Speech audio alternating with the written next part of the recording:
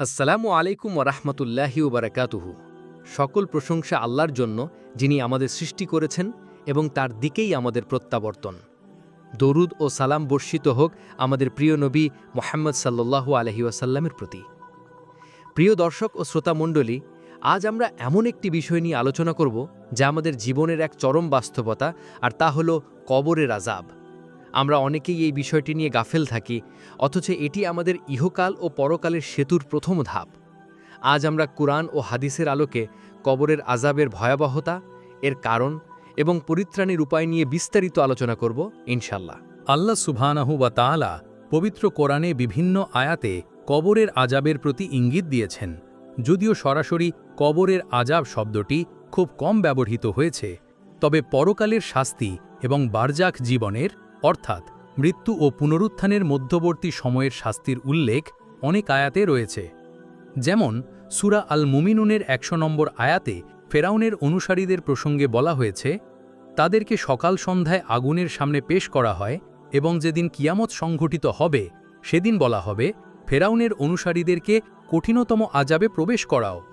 এই আয়াতের তাফসিরে অনেক মুফাসসিরগণ বলেছেন যে এখানে সকাল সন্ধ্যায় আগুনের সামনে পেশ করা দ্বারা কবরের আযাবকেই বোঝানো হয়েছে। একইভাবে সূরা আত-তুরের ৪৭ নম্বর আয়াতে আল্লাহ বলেন, আর জালিমদের জন্য এছাড়া অন্য একটি আযাবও রয়েছে, কিন্তু তাদের অধিকাংশই তা জানে না। এই আয়াতে ইবনে আব্বাস রাদিয়াল্লাহু আনহু সহ অনেক সাহাবী ও তাবেঈগণ অন্য আযাব দ্বারা কবরের আযাবকে বুঝিয়েছেন। এ থেকে বোঝা যায় যে কবরের জীবন এবং সেখানকার শাস্তি বা শান্তি এক অনিবার্য বাস্তবতা, যা কোরআনের ইঙ্গিত দ্বারা প্রমাণিত। কবরের আযাব সম্পর্কে অসংখ্য সহিহ হাদিস বর্ণিত হয়েছে। নবী করিম সাল্লাল্লাহু আলাইহি ওয়াসাল্লাম আমাদের প্রায়শই কবরের আযাব থেকে আল্লাহর কাছে পানাহ চাইতে বলতেন। রসুলুল্লাহ সাল্লাল্লাহু আলাইহি ওয়াসাল্লামের দুয়া। আয়েশা রাদিয়াল্লাহু তাআলা থেকে বর্ণিত, রসুলুল্লাহ সাল্লাল্লাহু আলাইহি ওয়াসাল্লাম নামাজে এই দুয়া পড়তেন, আল্লাহুম্মা ইন্নী আউযু বিকা মিন আযাবি জাহান্নাম ওয়া মিন আযাবিল কবর ওয়া মিন ফিতনাতিল মাহইয়া ওয়াল মামাত ওয়া মিন শাররি ফিতনাতিল মাসীহিদ দাজ্জাল।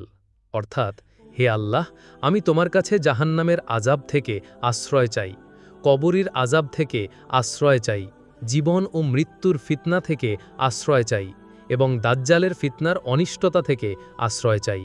এই হাদিস প্রমাণ করে কবরের আযাব একটি প্রতিষ্ঠিত সত্য। দুনিয়াতে ফিনিয়ে আনার আকাঙ্ক্ষা। আনাস রাদিয়াল্লাহু তাআলা থেকে বর্ণিত একটি হাদিসে এসেছে, রসুলুল্লাহ সাল্লাল্লাহু আলাইহি ওয়াসাল্লাম বলেছেন, যখন কোনো মৃত ব্যক্তিকে তার কবরে রাখা হয় এবং তার সঙ্গীরা ফিরে আসে, তখন সে তাদের জুতার আওয়াজ শুনতে পায়। এরপর দুজন ফেরেশতা আসে এবং তাকে বসিয়ে জিজ্ঞাসা করে, এই ব্যক্তি মুহাম্মদ সাল্লাল্লাহু আলাইহি ওয়াসাল্লাম সম্পর্কে তুমি কি বলতে? যদি সে মুমিন হয় তবে সে বলে, তিনি আল্লাহর বান্দা ও রাসূল। তখন তাকে বলা হয়, জাহান্নামের তোমার স্থানটি দেখো, আল্লাহ এটিকে জান্নাতের স্থানে পরিবর্তন করে দিয়েছেন।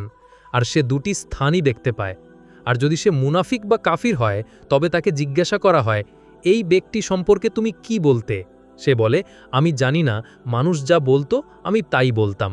তখন তাকে বলা হয়, তুমি জানো না, তুমি তেলাওয়াতও করনি। তখন লোহার হাতুড়ি দিয়ে তাকে এমন আঘাত করা হয় যে মানুষ ও জিন ছাড়া সকলে তার চিৎকার শুনতে পায় আর সে মাটির নিচে চলে যায়। বুখারী ও মুসলিম। দুনিয়াতে কষ্টভোগের গল্প। রসুলুল্লাহ সাল্লাল্লাহু আলাইহি ওয়াসাল্লাম একবার দুটি কবরের পাশ দিয়ে যাচ্ছিলেন। তিনি বললেন, এরা দুজন আযাবপ্রাপ্ত হচ্ছে। একজনকে আযাব দেওয়া হচ্ছে পেশাবের ছিটা দেখে বেঁচে না থাকার কারণে, আর অপরজনকে চোগলখুরি করার কারণে। বুখারী ও মুসলিম। এই হাদিস প্রমাণ করে ছোট ছোট পাপও কবরের আযাবের কারণ হতে পারে। এবার আমরা কিছু বাস্তবসম্মত বা হাদিসে বর্ণিত গল্পের দিকে নজর দেব, যা আমাদের কবরের আযাবের ভয়াবহতা উপলব্ধি করতে সাহায্য করবে। গল্প ১, যে পেশাব থেকে সতর্ক থাকত না। একবার এক ব্যক্তি রাসূলুল্লাহ সাল্লাল্লাহু আলাইহি ওয়াসাল্লামের কাছে এসে নিজের অসুস্থতার কথা বলতে লাগল। রাসূল সাল্লাল্লাহু আলাইহি ওয়াসাল্লাম তাকে জিজ্ঞাসা করলেন, তুমি কি পেশাব করার সময় সতর্ক থাকো না? লোকটি হ্যাঁ সূচক জবাব দিলে রাসূল সাল্লাল্লাহু আলাইহি ওয়াসাল্লাম তাকে এই বিষয়ে সতর্ক হতে বললেন। পরবর্তীতে লোকটি মারা যাওয়ার পর তার কবরের পাশে রাসূল সাল্লাল্লাহু আলাইহি ওয়াসাল্লাম গিয়ে দেখলেন যে তার কবরে প্রচণ্ড চাপ সৃষ্টি হচ্ছে। রসুল সাল্লাল্লাহু আলাইহি ওয়াসাল্লাম বললেন, এই ব্যক্তি দুনিয়াতে পেশাবের ছেটা থেকে সতর্ক থাকত না, আর এজন্যই সে কবরে শাস্তি ভোগ করছে।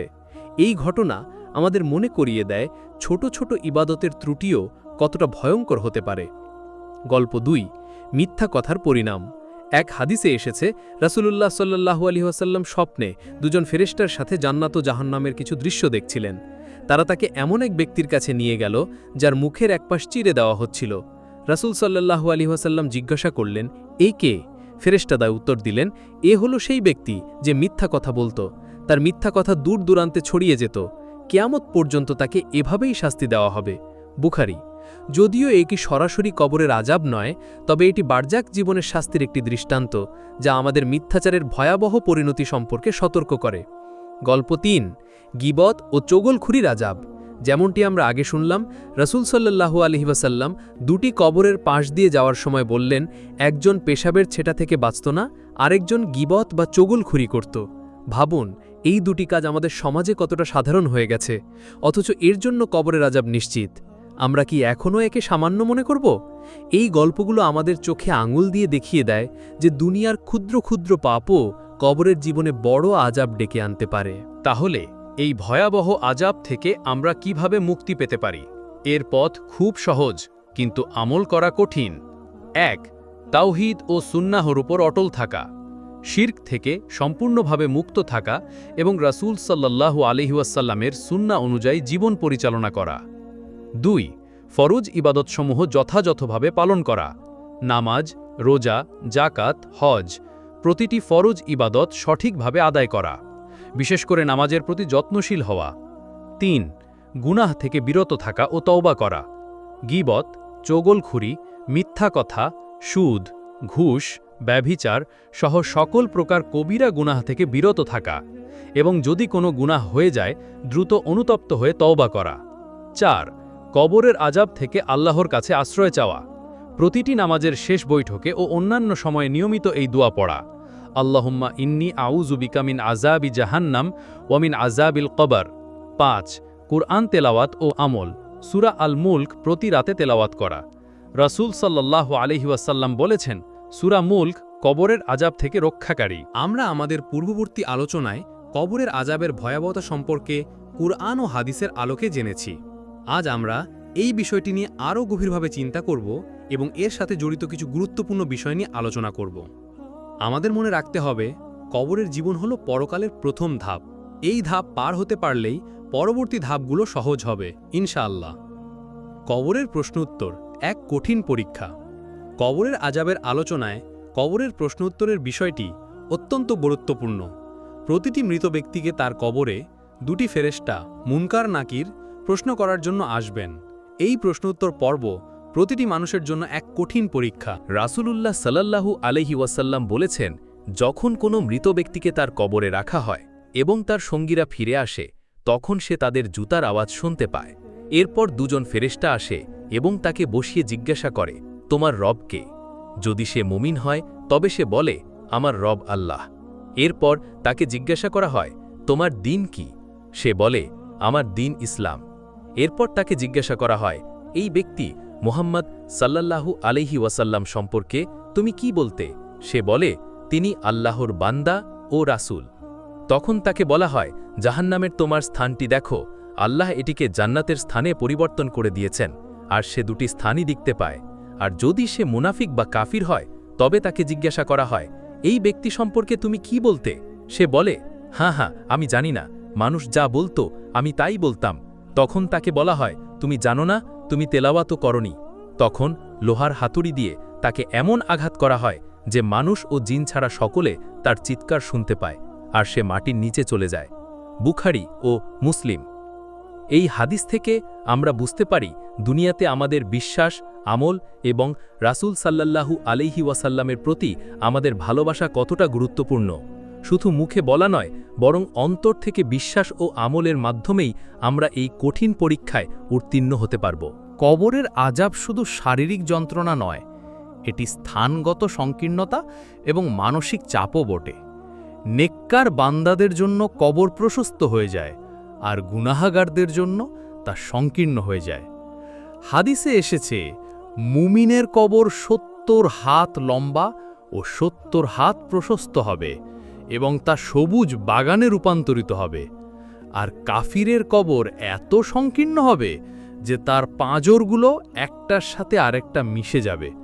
আমরা দুনিয়াতে আমাদের জন্য কত কিছু প্রশস্ত করতে চাই, কত বড় বাড়ি, কত বড় গাড়ি, কিন্তু কবরের কথা কি আমরা ভাবি?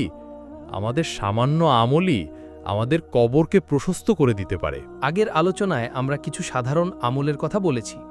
আজ আমরা আরও কিছু নির্দিষ্ট আমল নিয়ে আলোচনা করব যা কবরের আযাব থেকে সুরক্ষায় বিশেষভাবে সহায়ক। সূরা মুলক তেলাওয়াত করা, প্রতিদিন রাতে সূরা মুলক তেলাওয়াত করা কবরের আযাব থেকে পরিত্রাণের অন্যতম কার্যকর উপায়। রাসূলুল্লাহ সাল্লাল্লাহু আলাইহি ওয়াসাল্লাম বলেছেন, কুরআনের একটি সূরা আছে যার 30টি আয়াত রয়েছে। এটি তার পাঠকারীকে সুপারিশ করবে যতক্ষণ না তাকে ক্ষমা করা হয়, আর তা হল তাবারাকাল্লাযী বিয়াদিহি মুলকু, সূরা মুলক। আবু দাউদ, তিরমিজি। শাহাদাতের মৃত্যু, যে ব্যক্তি আল্লাহর রাস্তায় শহীদ হয় সে কবরের আযাব থেকে মুক্তি পায়। শহীদরা সরাসরি জান্নাতে প্রবেশ করেন। রিবাদ, ইসলামী সীমান্তের প্রহরা। ইসলামী সীমান্তের পাহারায় থাকা ব্যক্তিদের কবরের আযাব মাফ হয় এবং কিয়ামত পর্যন্ত তাদের নেকি লেখা হতে থাকে। রোগের কারণে মৃত্যু, যে ব্যক্তি পেটের পীড়ায় বা মহামারীতে মারা যায় সেও শহীদের মর্যাদা পায় এবং কবরের আযাব থেকে মুক্তি পেতে পারে। নেক সন্তান ও সদকায়ে জারিয়া, যদি নেক সন্তান পিতামাতার জন্য দোয়া করে এবং সদকায়ে জারিয়া যেমন মসজিদ নির্মাণ, কূপ খনন ইত্যাদি রেখে যাওয়া হয়, তবে মৃত্যুর পরেও তার সোয়াব পৌঁছাতে থাকে, যা কবরের আযাব লাঘু করতে সাহায্য করে। কবরের আযাব একটি নির্মম বাস্তবতা। আমরা কেউই এর থেকে পালাতে পারব না। তাই আমাদের উচিত দুনিয়ার এই সংক্ষিপ্ত জীবনকে আখিরাতের পাথেয় সংগ্রহের কাজে লাগানো, প্রতিদিন আত্মসমালোচনা করা। আমরা আজ কি কি গুনাহ করেছি, কি কি ভালো কাজ করেছি তা নিয়ে চিন্তা করা, মৃত্যুকে স্মরণ করা। বারবার মৃত্যুকে স্মরণ করা আমাদের দুনিয়ার প্রতি মোহ কমিয়ে আখিরাতের প্রতি আগ্রহী করে তুলবে। দুনিয়ার প্রতি আসক্তি কমানো, দুনিয়ার ভোগবিলাস ক্ষণস্থায়ী আর আখিরাতের জীবন চিরস্থায়ী। এই বাস্তবতা উপলব্ধি করে দুনিয়ার প্রতি আসক্তি কমাতে হবে। দান সাদাকা করা, গরিব দুঃখীদের সাহায্য করা, আল্লাহর রাস্তায় খরচ করা, এটি আমাদের নেক আমলের পাল্লাকে ভারী করবে। আসুন আমরা সবাই মিলে কবরের প্রস্তুতি গ্রহণ করি। আল্লাহ তাআলা আমাদের সকলকে কবরের আযাব থেকে রক্ষা করুন এবং জান্নাতুল ফিরদাউসের মেহমান হিসেবে কবুল করুন। আমিন। প্রিয় ভাই ও বোনেরা, মৃত্যু এক অনিবার্য বাস্তবতা। আমাদের সবাইকে একদিন এই মাটির নিচে যেতে হবে। আসুন দুনিয়ার সামান্য ভোগবিলাস ত্যাগ করে আমরা আমাদের আখিরাতের ঘরকে আলোকিত করি। কবরের আযাব থেকে মুক্তির জন্য আজ থেকেই প্রস্তুতি গ্রহণ করি। আল্লাহ তাআলা আমাদের সকলকে কবরের আযাব থেকে রক্ষা করুন এবং আমাদের নেক আমল করার তৌফিক দান করুন। আমিন।